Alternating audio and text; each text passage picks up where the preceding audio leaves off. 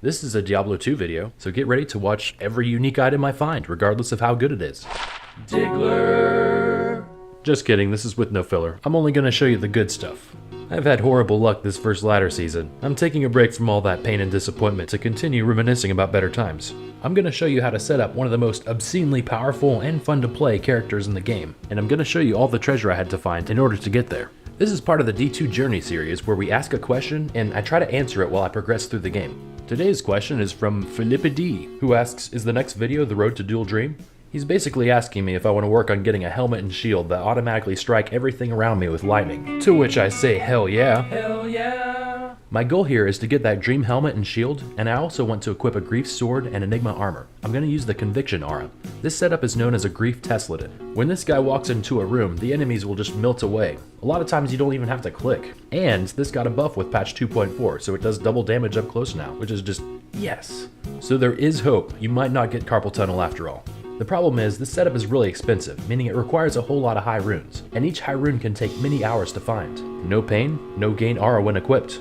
So I needed to do a lot of trading and farming to make this happen. I'm farming with the fully geared Hammerton, which I built during the first video of the series. For each run, I take him to these places to do these things. I did 50 repetitions of this in the last video, and I found a lot of great stuff, mainly because I make quick stops to clear out clusters of wispy boys, which are these guys, and I take out the mini bosses I see, which are these two categories, basically little bosses you see on the way. If I skipped over everything, I could do it a lot faster, but the extra time is usually worth it, and I get a lot of my runes from this strategy. Right now I'm showing some of the highlights from the first 50 runs. I would ultimately trade most of the stuff I found, and after 50 runs and around 50 trades, I had this stuff at the end. The results were amazing, but not enough to completely build a Tesladin. I could just trade my Hammerton gear, but I'm having great luck with him. So let's leave his stuff alone, take him on 50 more of these runs, mix in some trades, and see if we have everything we need by the end to fully gear a Tesladin separately. I diligently made sure to turn on my camera before each run, except for the time that I did not. Yeah, I actually screwed it up on the first drop of this video. I thought I was recording, but I got a pull rune from Mephisto's buddies. The very next run, on the way to the Countess, I cleared some wispy boys that were champions, and they dropped a Vex. That's why you should always clear mini-bosses and packs of wispy boys, no matter where you are. I relied heavily on trading, so I'm going to show the trades too. Every time I traded, I would look at JSP first. I did 0 trades on the JSP platform. I just used that for price checks. It'd be easier if I just bought and sold stuff on that platform, but I like to make things unnecessarily hard on myself, so I only do in-game trading. Next drop was an Ethereal Duriel. I'm going to put it on my Tesladin's Mercenary. A couple runs later, I cleared Duriel, and somewhere in that mess you'll see a Shako. I put all the drops at the beginning of each chapter in case you want to skip over the trading. Pretty much every time I found something, I would trade it by creating a public game with a trade proposal as the title. Then I would just farm while I was waiting on someone to join. My next drop was a low rune from a unique zombie on the way to Andy, but I realized I wasn't recording when it dropped. Sorry about that. I was absurdly lucky because in the same run I got another good drop which I did record, a Verdungo's belt.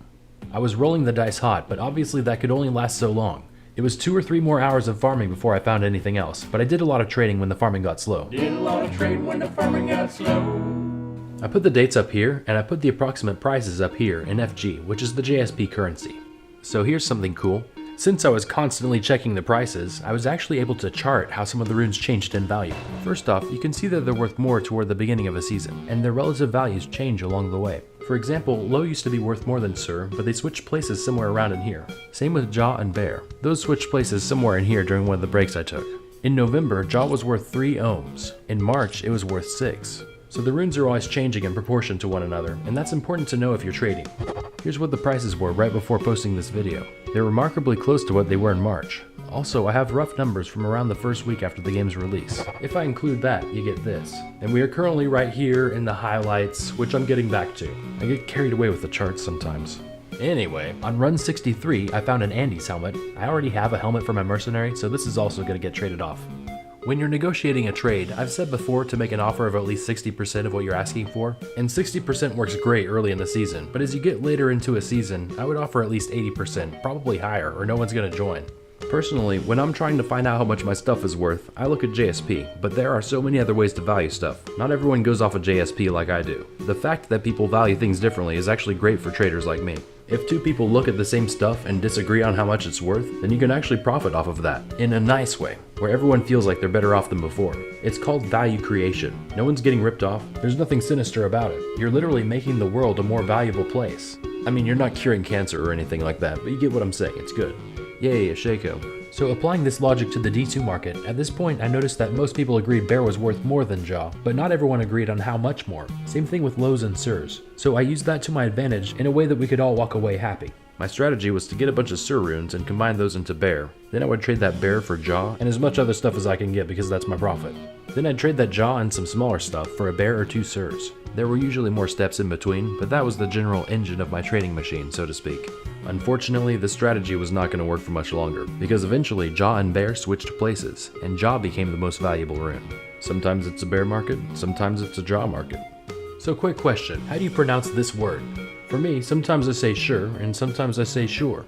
Applying that same logic to this rune, I say it either way, but the problem is when you take one of those pronunciations and just smother it with an irrepressible Texas accent, you get sewer, which sounds a lot like the place where poop goes, at least according to YouTube's automatically generated captions, which I assume are created by a legion of depressed interns in YouTube's massive underground lair. But the point is, it does no justice to this incredible rune, so for the rest of the video, I will address it formally as Sir. Thank you for non-consensually viewing yet another edition of Video Game Etymology with no filler. So now that we're all squared away on that critically important detour, check this out. I almost completely missed an amazing drop. I was kind of watching TV while I played, so I just kept going, but then I saw the orange font out of the corner of my eye and went back and snagged that Sir rune. Makes me wonder how many amazing runes I've left sitting there like that. I took a break from the game over most of January, and when I came back, the prices for all the runes had steeply dropped. I started having to wait longer and longer for trades to land. There were probably fewer people playing the game. Also, I trade using game titles, but at this point, not a lot of people were looking at game titles. Most of the other traders had completely moved on to third-party websites. I think this is partly because the game's multiplayer lobby is really clunky. They've made some big upgrades to it recently, and I'm thankful for all that, but it still has a lot of room for improvement. Yay, a Shako. I've talked about this before, but if there's one thing I'd like for them to add, it would be great if you could add a category tag to your games, kind of like this, to mark it as a trading game, for example. Then when you're searching, you could filter out the games to only show the ones tagged as trading. That'd be cool, right? Let me know if you have any cool ideas. Anyway, at this point in the runs, I felt like I had a long way to go to get the Tesladin gear by the end of the 100 runs. So for the last 25 runs, I expanded my runs to add the optional places on this list. Here's how long the runs took without the extra places, around 19 minutes on average. And then here it is with the extra places, which added 7 minutes on average. These numbers do not include any time I spent in town, so that means that all the time I spent trading or filling my stash with junk is not included. But it does include all the time I spent out in the field trying to find these places or bosses. I took extra precise measurements for the last dozen runs to see how much time I was spending in each area. This column shows how long they took on average. I take longer than most people because I stop to clear mini-bosses and wispy boys whenever I see them. If I did this list without making any stops, I could get it done around 6 minutes faster, but I spend the extra time because it's where I get most of my best stuff. On top of that, I added the optional places, which made my runs take even longer. Looking back, I probably should not have tried to clear the whole River of Flame. While it is a top tier loot area with wide open spaces for hammers to fly around, the level kind of branches out in a way where you'll waste a lot of time backtracking. So for all that extra time I added, did I have anything to show for it? Well, I found this spider web sash, an ethereal one. It was a short-term rental. I also went to the pit and found this. But other than that, I spent over 3 extra hours doing these optional places, and it really didn't help much. They aren't bad areas, I was just unlucky. I mean, I wasn't that unlucky. I got a Tal's armor and a 15 cold skill Ormus in the same run. The universe must want me to make a sorceress. Anyway, here's the part of the season I was telling you about, where Jaw is worth more than Bear. I had to radically adjust my strategies. You'll see I struggled, but eventually figured out something that worked. While my guy was standing in town waiting for someone to join, sometimes I made music for these videos. I'm gonna stop assaulting you with words for a bit and put on some of my new stuff. It'll help me resist the temptation to show you another graph.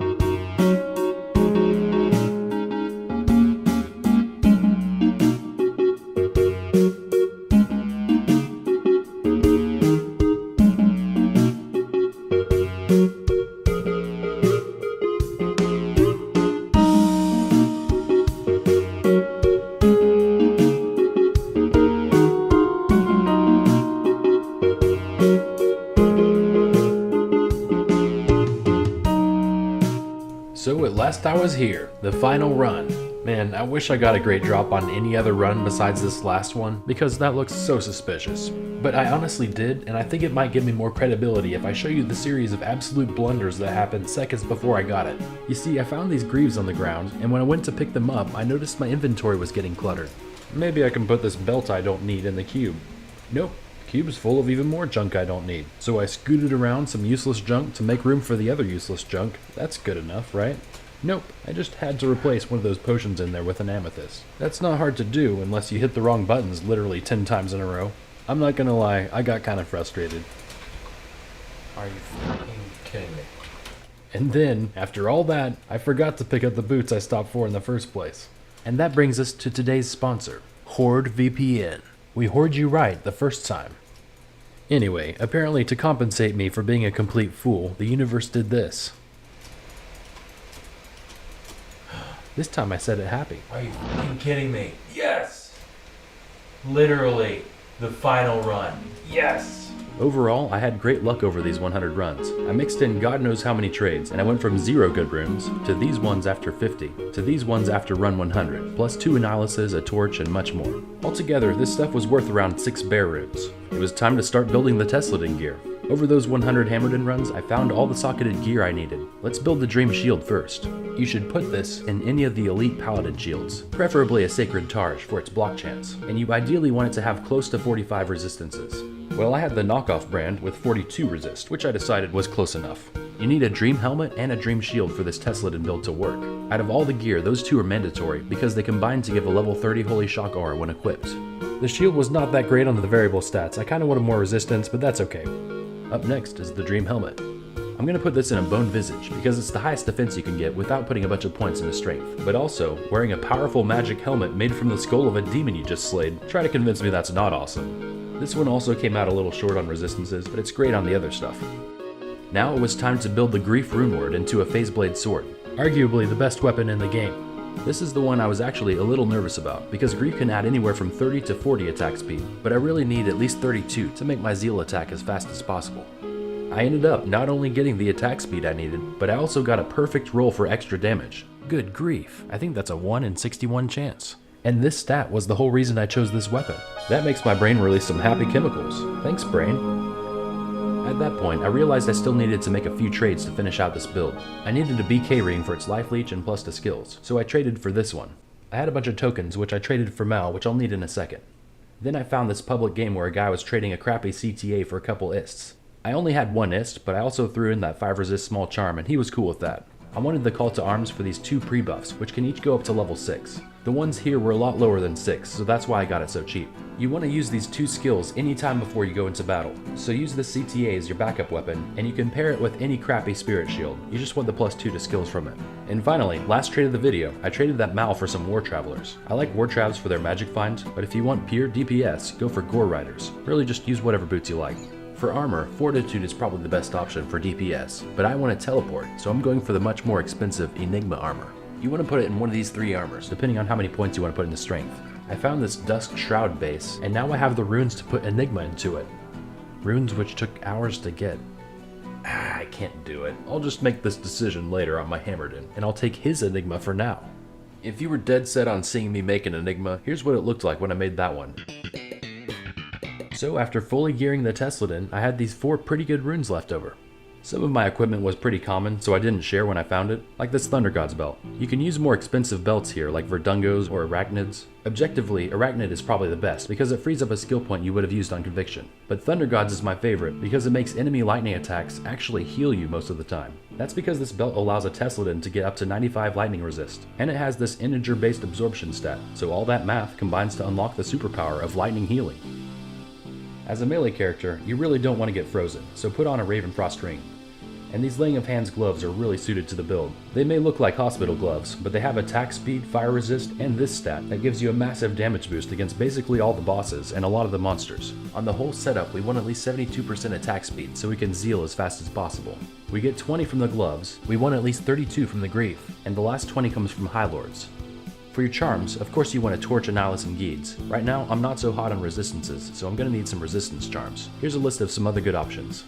So really quick, here's the full setup that I'm using. Took a while to get here, but I'm finally here. This build honestly doesn't really need a Mercenary, but there are a lot of great options. Right here, I'm using a really budget Act 2 Mercenary with the Might Aura, and I'm using Insight to recharge my mana while I teleport, but best in slot here is probably these things. Even then, an Act 1 Mercenary using Faith Bow would probably be better, because that gives you the Fanaticism aura. Also, have her wear this stuff. Another great option is the Act 3 Mercenary, which can now enchant you to add massive fire damage to your attacks. As a result, you probably need this guy to get you to your highest DPS potential. If you equip this stuff on him, you can get his enchant to close to level 50. Tesladins also work well with Act 5 Mercenaries. He has a lot of great options for weapons. So while I was assembling all this gear, I created another paladin. I gave him an awesome name, and I beat the game with him. Now I'm a patriarch. I gave him the skills you see over there on the side. You might notice we want 0 points into Holy Shock, even though it's the main damage source.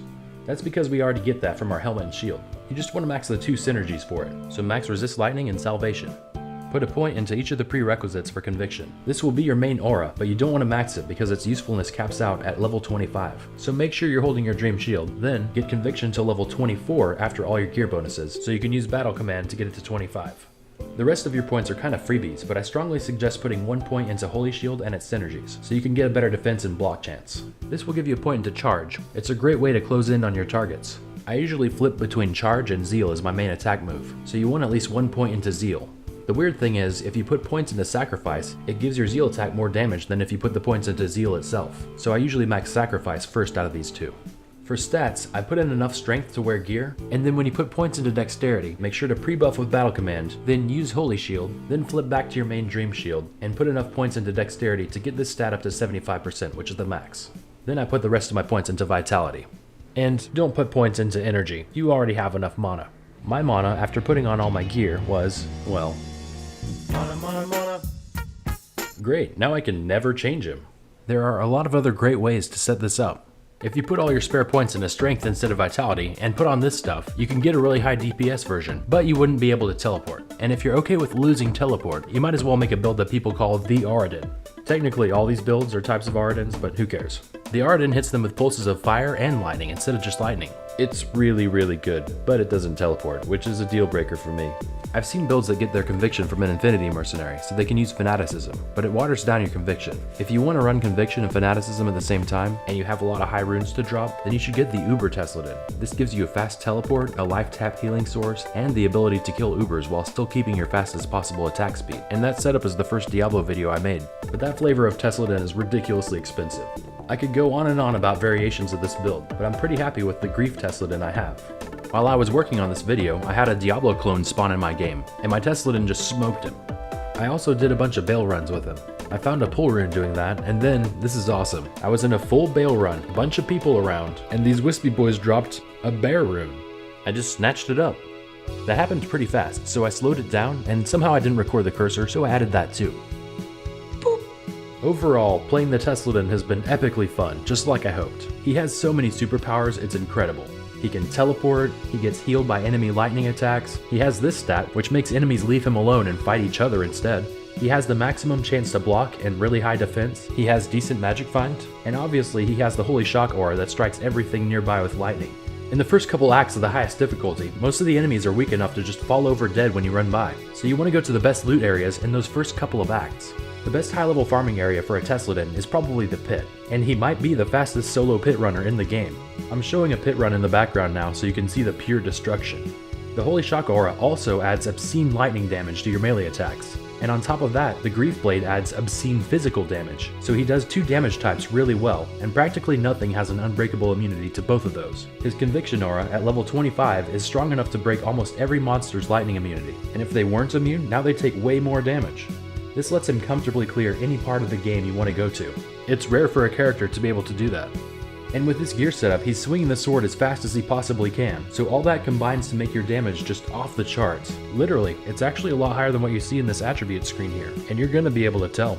Even here, you're doing at least this much damage, 5 times per second, plus striking everything with lightning. Dude's just a legend.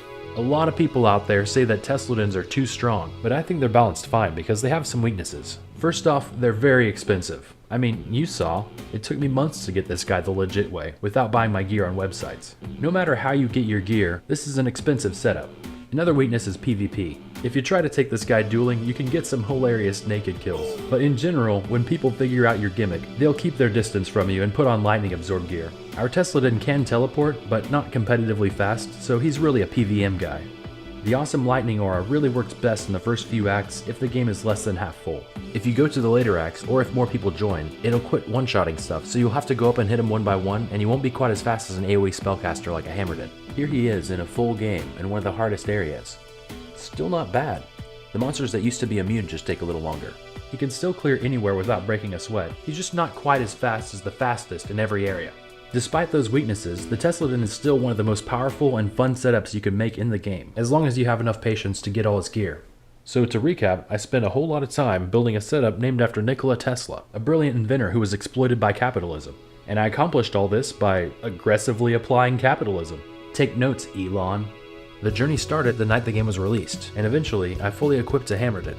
After that, I didn't have much to trade, so I took the Hammerdin on 50 of my really long runs where I found some good stuff. I hung on to some of it and traded the rest of it to end up with this stuff. In this video, I took that stuff, plus I did 50 more runs where I found this stuff, and I traded almost everything I wasn't using so I could end up with this stuff. I took most of those runes and some equipment I found to completely equip that Tesladin I wanted so badly, and I did it without sacrificing any of my Hammerdin gear. After all that, I had some solid runes left over and some other stuff that I stashed. These 3 journey videos are sort of a trilogy. Obviously, my results are not guaranteed, and I got pretty lucky with the drops. It's why I'm telling you the story about this instead of my awful first ladder season. But there are still a few useful takeaways if you look at how I found those drops. If you look at the 50 runs covered in this video, 2/3 of my drops came from clearing mini-bosses in their packs. If I add in the data from the first 50 runs, this effect is less pronounced, but you'll still see that a majority of my loot comes from mini-boss packs. This list you're looking at is a list of all the good drops over the entire 100 run experiment. Now if I filter it out to only show runes, you can see that most of my runes come from the journeys, not from the destinations. For instance, the Sir rune I found in Arcane Sanctuary was while I was on the way to a boss. I just made a quick stop because I saw Wispy Boys. That's a journey rune, but the last Sir rune I found in Chaos Sanctuary was a destination rune. Clearing Chaos was my objective. So applying those definitions, in both the first and the last 50 runs, 2/3 of my top rune drops came from the journeys and not from the destinations. You could say that by making those little stops, I tripled my top rune drops in both data sets. Interestingly, every time a Wispy Boy dropped a rune for me, it was while I was on the way to somewhere else. Also, I started run 1 because I got a low rune on it, so that result is not random. But even if you kick that result out, it's still almost the same. So what can you learn from all this data? Well, if you're having trouble and you want to find better stuff, the best and simplest advice I can offer is to give yourself more chances to get lucky. That's how you win when everything is RNG based. Basically, if you skip straight to the main bosses and kill nothing on the way, then you're shorting yourself on the opportunities you could have.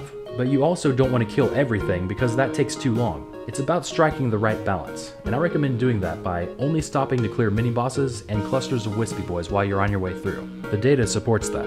And if you're in a level 85 area, then it's okay to slow down and clear out all types of enemies, but I would advise just sticking to the ones in your pathway instead of clearing the whole area. You don't want to waste time backtracking, and you don't want to waste time chasing after single monsters, because that's how I ended up spending 2 years with my ex. Anyway, so that's how I got the Tesladin. This video was a build setup video and a magic finding video all in one. You know when you find a recipe online and they make you read a story before you get to the instructions? This was the Diablo version of that. It was said that you would destroy this and not join them! Oh well, thanks for coming along for the ride though. I worked on this video for 9 months, but that's way too long. So I'm gonna try to figure out how to create custom characters offline without getting banned. If anyone has advice on how to do that, I'd love to hear it in the comments. You may also comment for whatever reason you like. Okay, bye!